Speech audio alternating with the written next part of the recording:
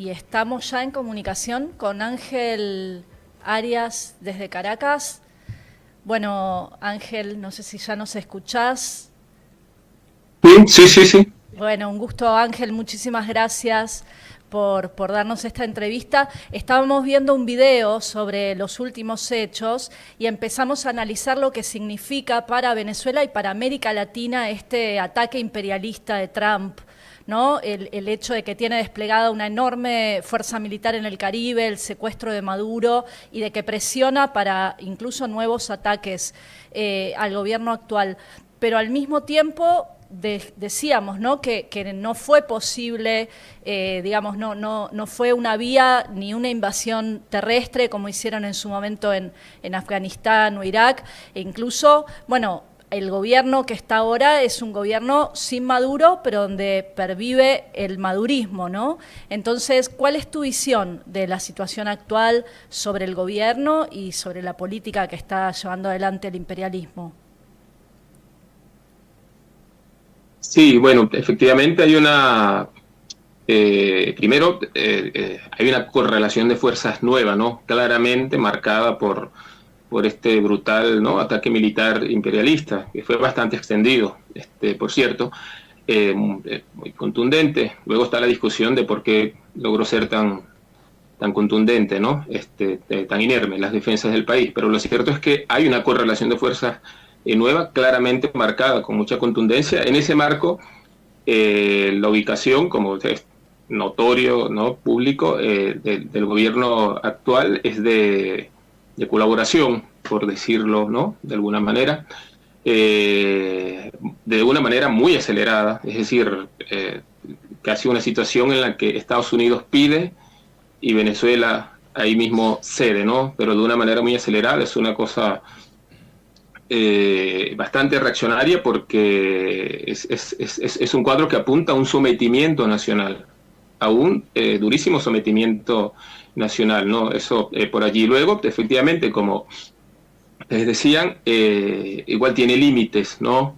Lo de Trump, que el tipo se intenta presentar como una fuerza imparable, ¿no? Es lo que vemos, es parte de su política, pero justamente el hecho mismo de que no pueda, ¿no? Por lo menos por ahora, poner directamente a su propio personal político, ¿no? A uno de los suyos en Caracas, sino que incluso haya, de manera, ¿no? Bastante poco elegante, menospreciado, ¿no? A la que aspiraba a jugar ese rol, que es María Corina Machado, y que tenga que valerse, ¿no? de negociar, así sea con una pistola en la cabeza, pero en última instancia que tenga que valerse de personal del propio régimen político, ¿no? Que venía estando en el país, es parte de los límites, claramente. Bueno, retomando esto un poco, esto último que decías, ¿no? Que también lo habías escrito en un artículo, esto de que de un gobierno chavista con una pistola yanqui en la cabeza, le habías puesto como título, a esta supuesta transición que dicen. Ahora Marco Rubio salió a hablar de que habría tres fases, ¿no? Una supuesta primera fase de estabilización donde el gobierno se propone administrar las petroleras de las riquezas petroleras de Venezuela, ¿no? Y a partir de la cual vendría una segunda fase supuesta de recuperación ligada, metiendo a las multinacionales yanquis con todo en Venezuela, y una supuesta tercera fase de esto de más de una apertura electoral. Pero digamos, más allá de esto, de este speech, digamos, de Rubio, que no parece ser muy consistente, se ve como que todo es muy precario, ¿no?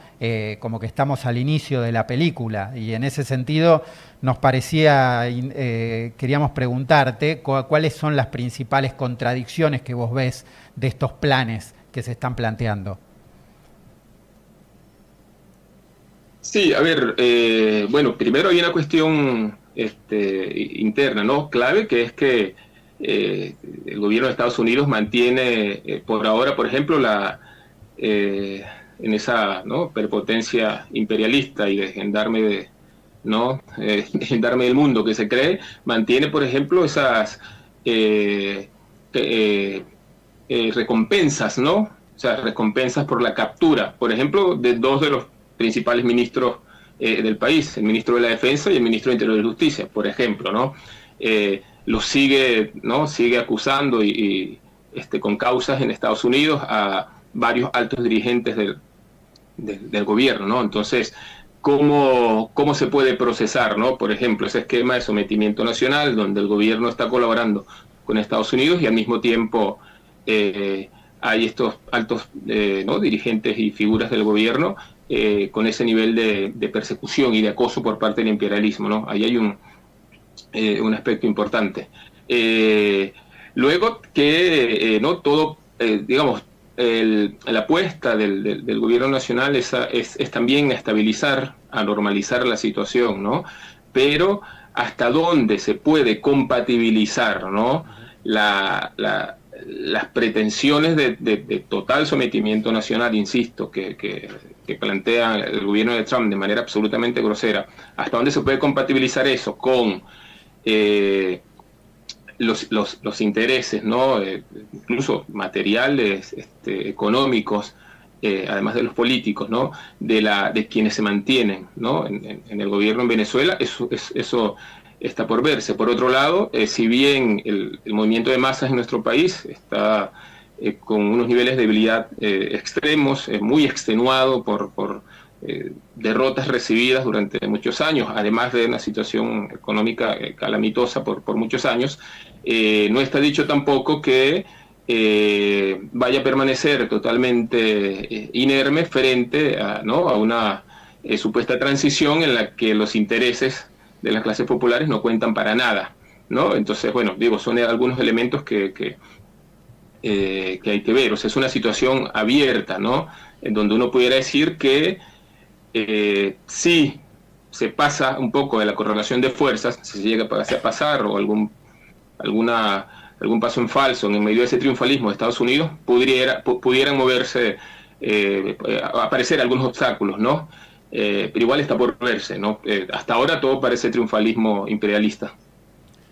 Hola Ángel, ¿cómo estás? Bueno, acá Pato te saluda, un fuerte abrazo también para allá en esta situación que supongo es complicada. Hola, y bueno, había varias preguntas acá ya en el chat del YouTube y también pensando esto que vos contabas de los procesos de desmovilización, pero a la vez, bueno, que ha sido una de las...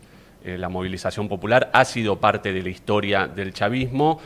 Quería preguntarte más bien cuál era hoy la situación que se vive. Vos estás ahí en Caracas, en los barrios. Venezuela, por lo menos desde acá hemos visto movilizaciones tanto de quienes apoyaban al régimen chavista como a los opositores por derecha, también algunas movilizaciones que reclamaban derechos democráticos por izquierda al régimen bolivariano, y hoy las calles se ven vacías, por lo menos desde acá lo que llega desde los medios. ¿Cuál es el clima que hay ahí en Caracas? ¿Cómo está la población? ¿Cuál es esa situación? Sí, habría que decir algunas ¿no? definiciones, por así decirlo, para tener claro, ¿no? el panorama. Uno, es un hecho que el gobierno venezolano no cuenta con el favor, ¿no? de las mayorías, con un gran apoyo popular, ¿no? Eso es un hecho que marca parte del comportamiento, ¿no? de las masas, ¿no? trabajadoras y populares en nuestro país. Sin embargo, también es importante decir que frente a lo sucedido, frente a la agresión militar imperialista, por lo que sabemos, ¿no? testeamos, uno conversa con compañeros de trabajo, familiares, etcétera, gente ¿no? Politizada y todo esto, hay un sector de la población que sin apoyar al gobierno, que siendo oposición a este gobierno, si hubiese una actitud mínimamente combativa, seria, de defensa nacional, de algún tipo de medidas económicas, políticas, militares, incluso de defensa del país, hay un sector de la población que no apoya al gobierno y que, sin embargo, si hubiese una política de ese tipo, una orientación de ese tipo del gobierno, estaría dispuesta a dar un paso al frente por la causa nacional. Eso también es una realidad, no se expresa, obviamente, no se expresa porque no hay tal iniciativa, tal política de parte del gobierno y, como decía, en sí misma, ¿no? Las organizaciones obreras, populares, etcétera, están muy diezmadas, muy debilitadas, pero al mismo tiempo, justamente permanece, incluso se refuerza el clima represivo por parte del gobierno. Entonces, digamos, todo en contra, ¿no? Justamente de que se abra algún tipo de causa de la participación masiva del pueblo venezolano, que obviamente cambiaría un poco la correlación de fuerzas, ¿no? Entonces, un poco esa es la situación. Es decir, de parte del gobierno nacional se ha reforzado el control social, el control policial, ¿no? Hay en algunas partes del país, ¿no? En los controles en las carreteras hay cacheos, le revisan los celulares a las personas, etcétera, ¿no? Pero es una orientación que no es para la defensa, ¿no? Nacional con las masas populares al frente, sino que al contrario es para mostrar, de hecho, que tienen el control, ¿no? Que de hecho es algo muy contradictorio porque parte del papel asignado por el imperialismo, ¿no? Al gobierno actual justamente es para la estabilización. Entonces es algo muy contradictorio y reaccionario, digámoslo con todas las letras, muy reaccionario, porque justamente en lugar de estimular la creatividad del movimiento obrero y popular, la iniciativa, la combatividad, hay una ubicación de más bien mostrarse internamente, ¿no? Después de, obviamente, un golpe muy contundente recibido, pero también frente al propio imperialismo, como nosotros efectivamente somos los garantes del orden social, somos los garantes de la paz, y eso es completamente contrario a lo que se necesita para una verdadera defensa nacional que le pare la mano al imperialismo. Algo que incluso, ¿no?, en la historia de Venezuela conocen bien, la historia reciente de Venezuela conocen bien cuando hubo un intento de golpe o un golpe fallido contra Chávez. Claro, es decir, nosotros aquí era un orgullo, ¿no?, del país, un orgullo nacional decir, uno de los pocos países del mundo que pudieran decir, después de un golpe imperialista triunfante, lo echamos para atrás, claro, lo derrotamos, porque en efecto fue así, ¿no? Entonces, por eso es una cosa muy, muy, muy reaccionaria, muy lamentable. Aquí lo conversábamos, por supuesto, con muchos compañeros y gente, decir cómo es posible, ¿no?, que un país donde tiene décadas que a pulso peleándose, ¿no?, de alguna u otra manera, si fuera con el chavismo al frente, que no era un gobierno obrero y popular, pero peleándose la soberanía nacional, ¿no?, su derecho a la soberanía nacional, después de décadas, terminar así, por lo menos hasta ahora, es una cosa completamente reaccionaria y lamentable. Ahora, pasa porque es muy contradictorio, porque las últimas protestas populares contundentes que hubo en el país, es decir, la última vez que irrumpió o intentó irrumpir el movimiento de masas en nuestro país fue posterior a las elecciones del 28 de julio de 2004. Fueron unas protestas populares contundentes contra el gobierno, ¿no?, que fueron aplastadas mediante una durísima y muy ensañada represión. Entonces, es decir, es un gobierno que en realidad le teme al movimiento de masas en la calle, ¿no? Y lo que es un problema para la defensa del país frente al imperialismo, ¿no? De hecho, por ahí lo escribimos, ¿no?, en una declaración que aún en medio de un ataque imperialista tan brutal, ¿no?, como el que recibió el país, y la extorsión militar brutal que sigue teniendo encima el país, aún en ese escenario, el gobierno nacional, ¿no?, le teme más, ¿no?, pareciera temerle más a las masas movilizadas, su creatividad, su combatividad, que a tener que negociar en las condiciones completamente, prácticamente de rehén, ¿no?, del imperialismo estadounidense.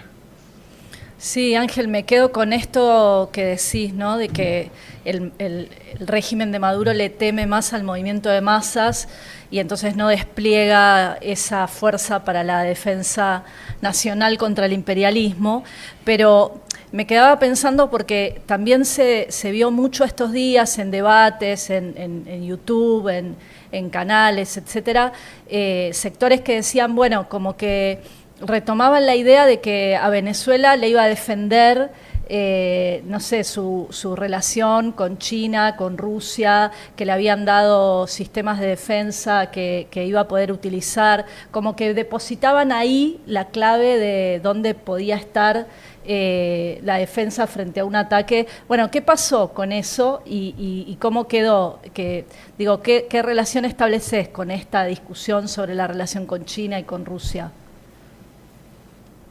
Sí, eso por supuesto también era un lugar común aquí, ¿no? O sea, se especulaba, ¿no? En ese sentido y hasta cierto punto, ¿no? Digamos, tiene sentido que alguna gente lo esperara, pero bueno, más allá del hecho militar específico, ¿no? De lo que ocurrió la madrugada del 3 de enero, porque bueno, todavía está por verse hasta qué punto se trató de muchísima superioridad tecnológica militar, ¿no? Del imperialismo estadounidense, cosa que es obvia, ¿no? Pero hasta qué punto no hubo también elementos no solo de incapacidad, ¿no? Del mando nacional, sino que tenga que ver con los elementos de infiltración y de incluso traición, ¿no? En algunos casos de por qué no funcionaron, por ejemplo, ¿no? Las defensas antiaéreas, ¿no? Etcétera, etcétera. Ahora, más allá de eso, ¿no? Porque eso es un momento, ¿no? Digamos, te sorprendieron contundentemente, digamos, en un momento, pero luego pudieron haber maneras de responder y contraatacar, ¿no? Sin embargo, eso no ocurre. No, digo, incluso pensando en la pregunta, ¿no? En potencias como China y Rusia. Y no, la verdad que uno tendría que decir que era una vana esperanza, muy ingenuo, por decirlo menos, de algunos sectores que planteaban eso, porque el razonamiento de Rusia y de China es el razonamiento, no es el razonamiento de como si fueran, no sé, del internacionalismo revolucionario, del internacionalismo proletario, que razonaría de una manera de allí donde tienes un pueblo oprimido, una clase obrera que se la está jugando, ¿no? Ahí se la jugaría, por ejemplo, un internacionalismo proletario, pero este no es el caso. Son potencias capitalistas, que su geopolítica es la geopolítica de potencias capitalistas que, digamos, Venezuela es un activo, ¿no? Dentro de su competencia con Estados Unidos y en función de si se lo puede defender o no y resguardar lo que serían zonas de influencia, porque hasta ahora, ¿no? Todo como que se encamina por ahora a realinear la cosa en función de esferas de influencia. Entonces, de hecho, alguna gente lo comentaba, no sin elementos de verdad, algo así como, bueno, mira,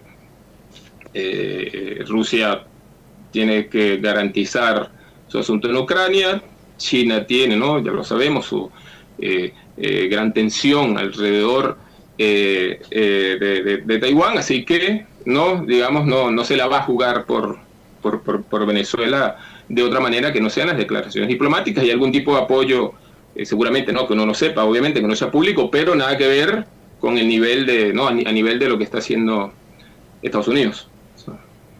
Bueno, hay muchos mensajes también en el chat, Ángel, de saludos, también de apoyo de distintos países de Latinoamérica. Preguntan también un poco sobre si ese apoyo externo se siente. Pero puntualmente acá los medios también han utilizado mucho imágenes de personas de Venezuela que han tenido que emigrar y que muchas veces desde una posición apoyando el ataque de Trump decían, bueno, si vos no sos de Venezuela, no podés hablar, no podés saber lo que está pasando y entonces, bueno, de esa manera se cortaba, ¿no? una discusión política cuando es evidente que gran parte o la mayoría de los emigrados son críticos por derecha del régimen bolivariano. Vos eso, ¿cómo? Vi que algo habías respondido en redes, pero me interesaba tocar ese tema también. Sí, igual en relación con eso quería comentar muy breve antes, a propósito de la pregunta anterior, que por otro lado también sobre el rol de China y Rusia, conviene también en otro sentido discutir, ¿no? Con gente que, por ejemplo, equipara el papel del imperialismo estadounidense en Venezuela con el papel de Rusia y China. Y en nuestro caso, que es clara nuestra independencia frente a cualquiera de estas potencias, ¿no?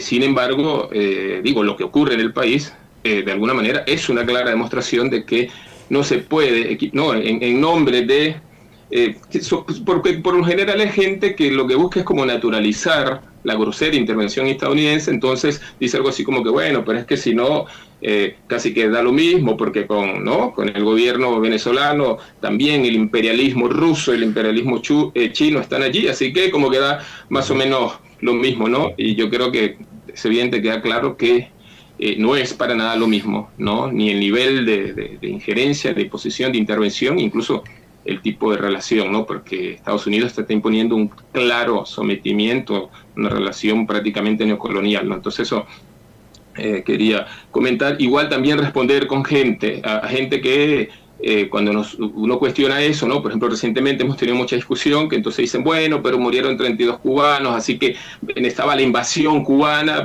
frases grandilocuentes que suenan bien, pero es una absoluta tontería porque desde nuestro punto de vista, ¿no?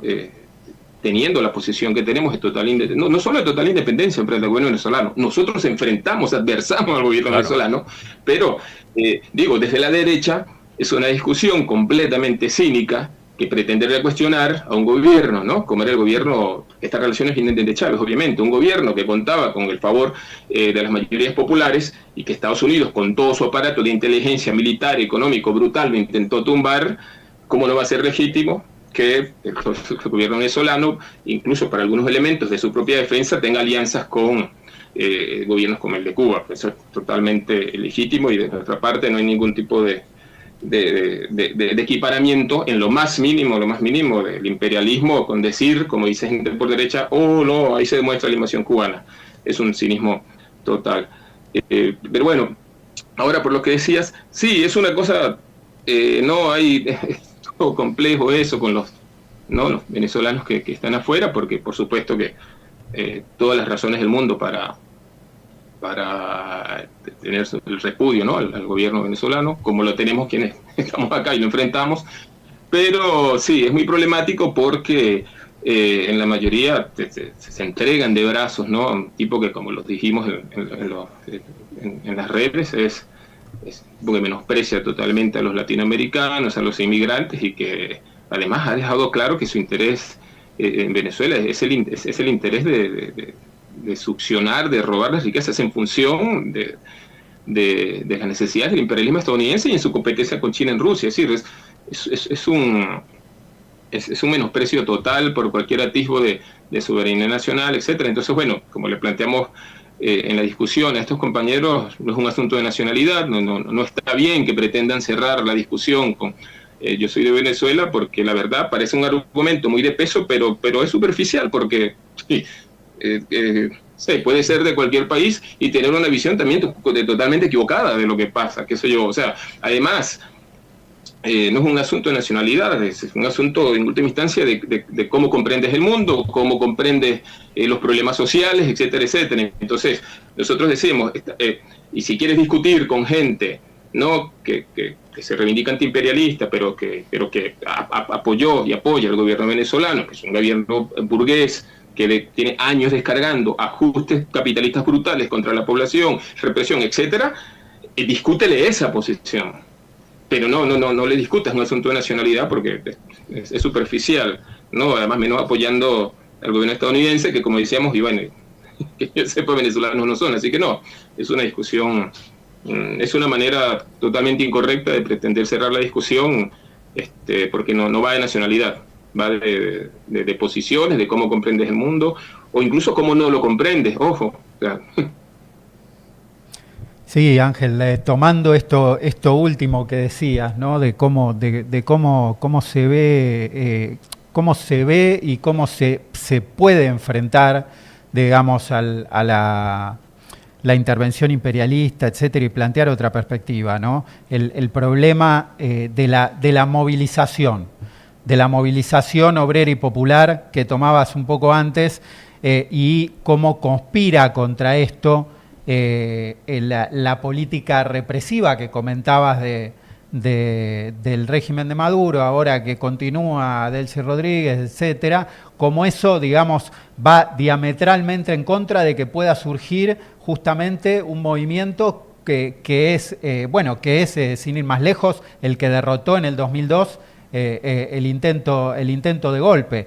Entonces me interesaba ver, saber, por un lado, qué opinabas desde el punto de vista de la crítica a este problema, ¿no? frente al régimen. ¿Qué estaban planteando ustedes o qué opinás vos?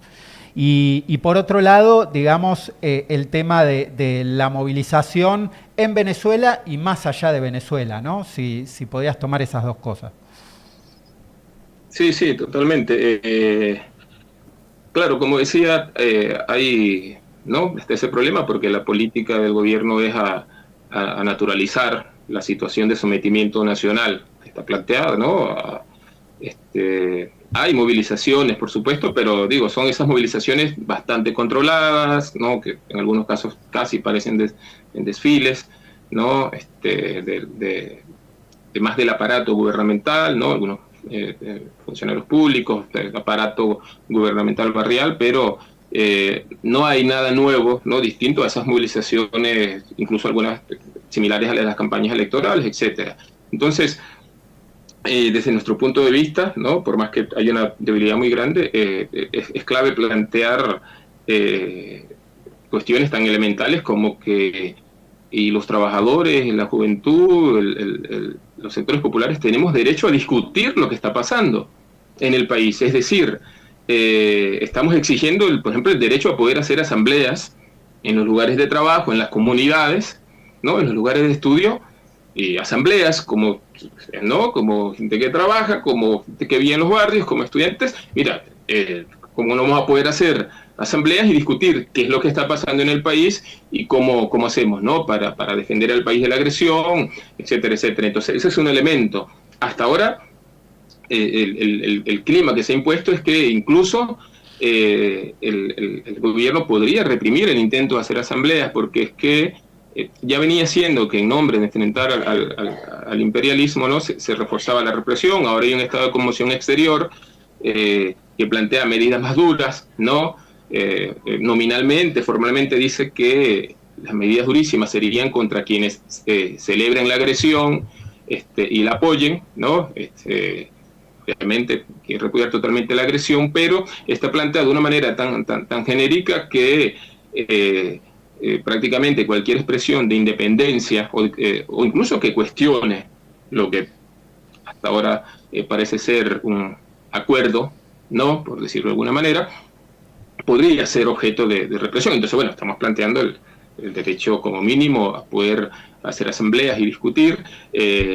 Seguimos exigiendo que se respete el derecho a manifestarse, por ejemplo, la libertad de, o sea, hay cualquier cantidad, ¿no? de trabajadores, jóvenes, sectores populares presos. Estamos planteando esa exigencia, ¿no? La exigencia de libertad plena para quienes están presos por protestar, por manifestarse, por activistas de derechos humanos, etcétera, que están presos. Incluso la anulación de las condenas. Hay casos gravísimos, ¿no? Gente que por un mensaje de WhatsApp en una comunidad cuestionando al gobierno tiene 30 años de cárcel. Hay jóvenes que por protestar tienen 10 años, ¿no? de cárcel. Entonces estamos exigiendo la anulación de los juicios, de las condenas. De hecho, no se anunció una liberación hace poco, ayer, en teoría, según el gobierno, una liberación masiva, etcétera, y hasta esta hora que estamos hablando, pasadas más de un día y medio de ese anuncio, en realidad han sido 9 confirmadas, 9 liberaciones de 9 figuras políticas destacadas, ¿no? Y hay cientos, ¿no? de presos, así que en realidad tampoco hay algo en ese sentido. Ahora, por supuesto, son ideas que están en el marco, como decía, de una, hasta ahora, una debilidad muy grande. Pero el asunto es que la correlación de fuerzas de todo esto que está pasando no es una correlación de fuerzas solo nacional. Este es un asunto que, bueno, ustedes lo decían al inicio, en la introducción del programa, o sea, es un asunto que como mínimo es continental, es global, de hecho, ¿no? Se juega mucho de la geopolítica entre las distintas potencias, pero como mínimo esta correlación de fuerzas tiene que continentalizarse, ¿no? Entonces, por eso nosotros, hace unos días, en un canal de YouTube de Brasil, cuando nos preguntaban, lo explicábamos también en ese sentido. Es decir, sí, la correlación de fuerzas interna en Venezuela ciertamente es muy adversa, ¿no? Para la causa nacional, para la causa obrera, y popular. Sin embargo, esta correlación de fuerzas que ha impuesto Trump, que se cree, la presenta como imparable, como invencible, la verdad no es ni imparable ni invencible, ¿no? Digamos, hay que apostar a que en toda América Latina, en la región y dentro de los propios Estados Unidos, se desarrolló una oposición a toda esta ofensiva imperialista, porque no está dicho, ¿no?, que no se pueda cambiar esta correlación de fuerzas que hasta ahora se ha impuesto. Buenísimo, Ángel. Bueno, te agradecemos mucho la comunicación y bueno, y creo que muy importante esto último que planteabas y todo para nosotros acá y para toda Latinoamérica y como vos decís, a nivel global, digamos, el tema de la pelea contra este ataque imperialista a Venezuela es fundamental y bueno, y te mandamos un abrazo muy grande acá y bueno, y vamos a estar seguramente en contacto porque esto sigue y bueno, y esperemos que con grandes movilizaciones, digamos, adentro, pero sobre todo afuera poder desarrollar una importante movilización que es lo que apostamos. Un abrazo, compañeros, un abrazo. Abrazo. Un abrazo, Ángel.